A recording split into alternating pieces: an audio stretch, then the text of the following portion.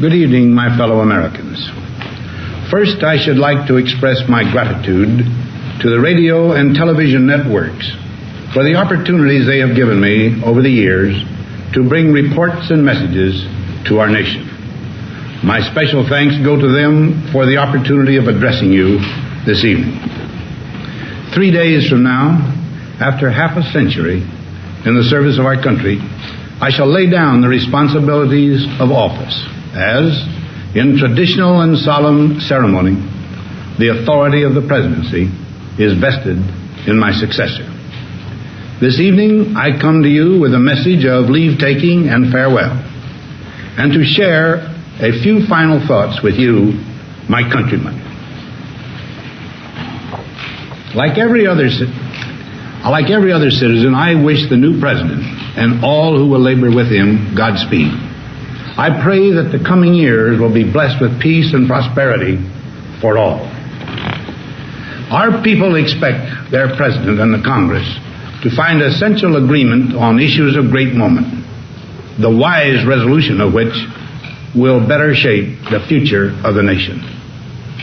My own relations with the Congress, which began on a remote and tenuous basis when, long ago, a member of the Senate appointed me to West Point, have since ranged to the intimate during the war and immediate post-war period, and finally to the mutually interdependent during these past 8 years.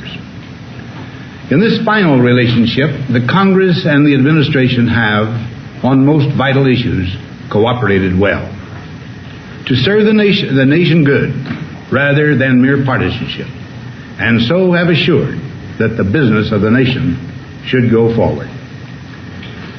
So my official relationship with the Congress ends in a feeling, on my part, of gratitude that we have been able to do so much together. We now stand 10 years past the midpoint of a century that has witnessed 4 major wars among great nations. 3 of these involved our own country. Despite these holocausts, America is today the strongest, the most influential, and most productive nation in the world. Understandably proud of this preeminence, we yet realize that America's leadership and prestige depend not merely upon our unmatched material progress, riches, and military strength, but on how we use our power in the interest of world peace and human betterment. Throughout America's adventure in free government, our basic purposes have been to keep the peace, to foster progress in human achievement, and to enhance liberty, dignity, and integrity among peoples and among nations. To strive for less would be unworthy of a free and religious people. Any failure traceable to arrogance or our lack of comprehension or readiness to sacrifice would inflict upon us grievous hurt, both at home and abroad. Progress toward these noble goals is persistently threatened by the conflict now engulfing the world. It commands our whole attention, absorbs our very beings. We face a hostile ideology, global in scope, atheistic in character, ruthless in purpose, and insidious in method. Unhappily, the danger it poses promises to be of indefinite duration. To meet it successfully, there is call for not so much the emotional and transitory sacrifices of crisis, but rather those which enable us to carry forward steadily, surely, and without complaint, the burdens of a prolonged and complex struggle with liberty, the stake. Only thus shall we remain, despite every provocation, on our charted course toward permanent peace and human betterment. Crises there will continue to be. In meeting them, whether foreign or domestic, great or small, there is a recurring temptation to feel that some spectacular and costly action could become the miraculous solution to all current difficulties. A huge increase in newer elements of our defenses, development of unrealistic programs to cure every ill in agriculture, a dramatic expansion in basic and applied research. These and many other possibilities, each possibly promising in itself, may be suggested as the only way to the road we wish to travel. But each proposal must be weighed in the light of a broader consideration: the need to maintain balance in and among national programs. Balance between the private and the public economy. Balance between the cost and hoped-for advantages. Balance between the clearly necessary and the comfortably desirable. Balance between our essential requirements as a nation and the duties imposed by the nation upon the individual. Balance between actions of the moment and the national welfare of the future. Good judgment seeks balance in progress. Lack of it eventually finds imbalance and frustration.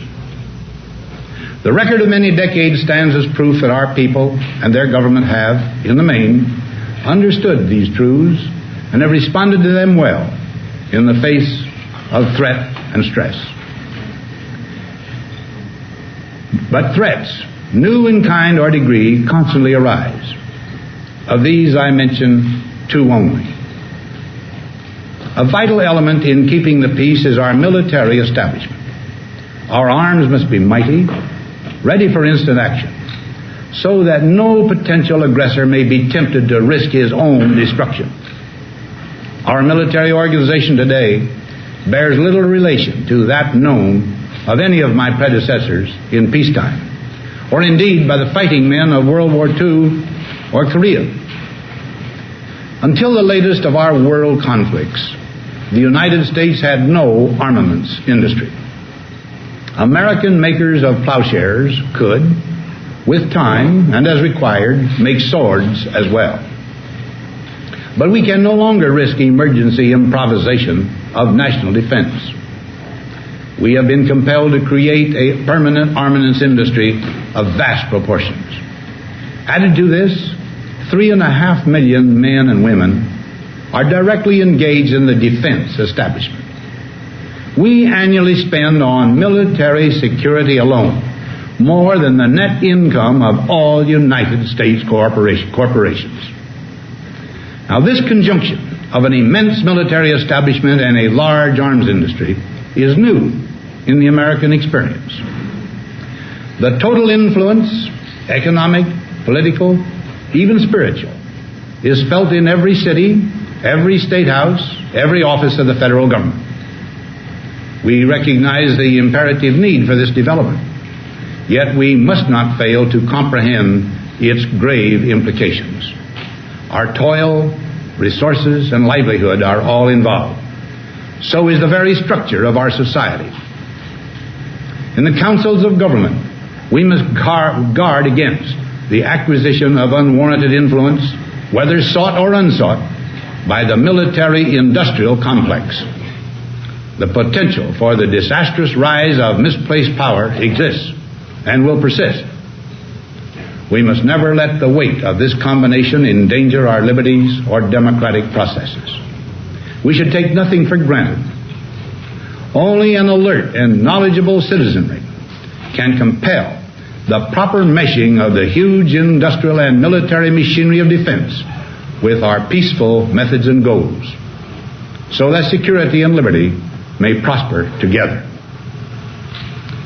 Akin to and largely responsible for the sweeping changes in our industrial military posture has been the technological revolution during recent decades. In this revolution, research has become central.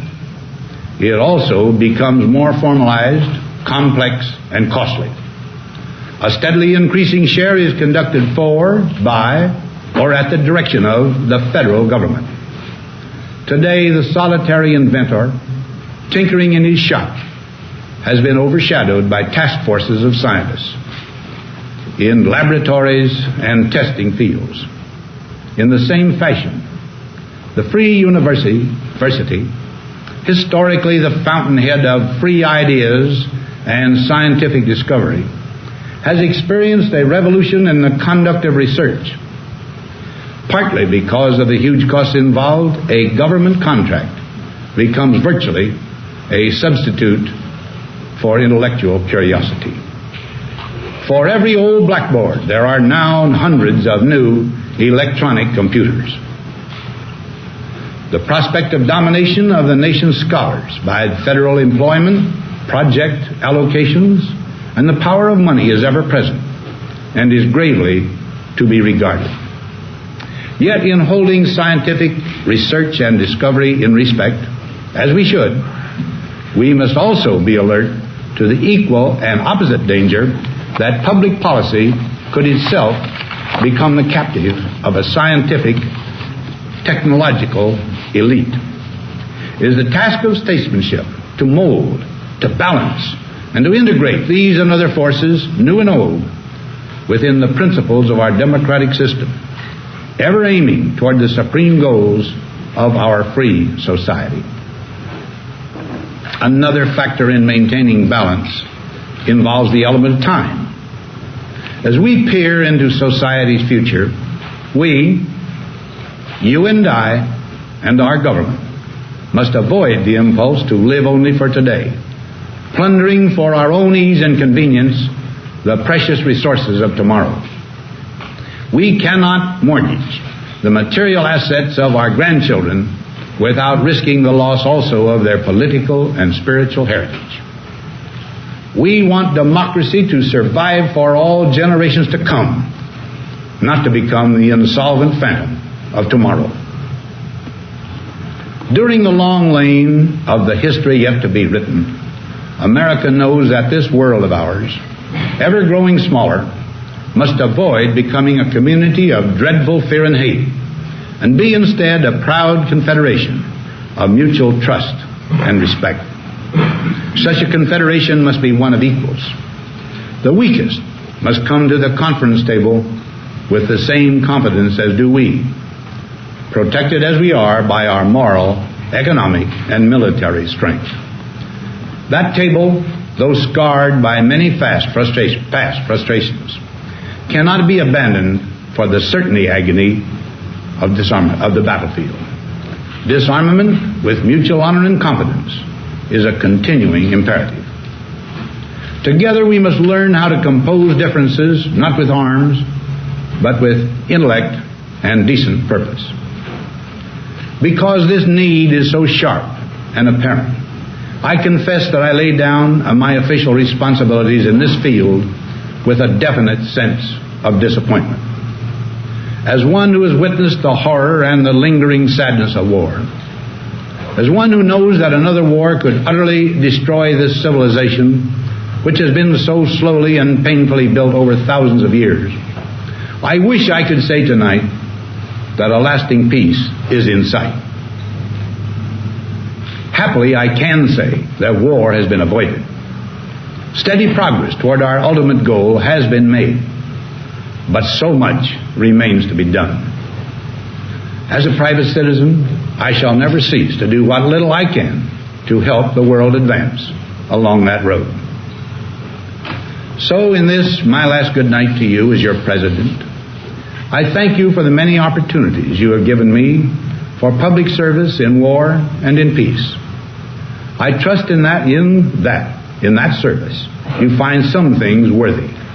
As for the rest of it, I know you will find ways to improve performance in the future. You and I, my fellow citizens, need to be strong in our faith that all nations under God will reach the goal of peace with justice. May we be ever unswerving in devotion to principle, confident but humble with power, diligent in pursuit of the nation's great goals. To all the peoples of the world, I once more give expression to America's prayerful and continuing aspiration. We pray that peoples of all faiths, all races, all nations may have their great human needs satisfied, that those now denied opportunity shall come to enjoy it to the full, that all who yearn for freedom may experience its spiritual blessings. Those who have freedom will understand also its heavy responsibility. that all who are insensitive to the needs of others will learn charity, and that the sources, scourges of poverty, disease, and ignorance will be made disappear from the earth, and that in the goodness of time all peoples will come to live together in a peace guaranteed by the binding force of mutual respect and love. Now, on Friday noon, I am to become a private citizen. I am proud to do so. I look forward to it. Thank you.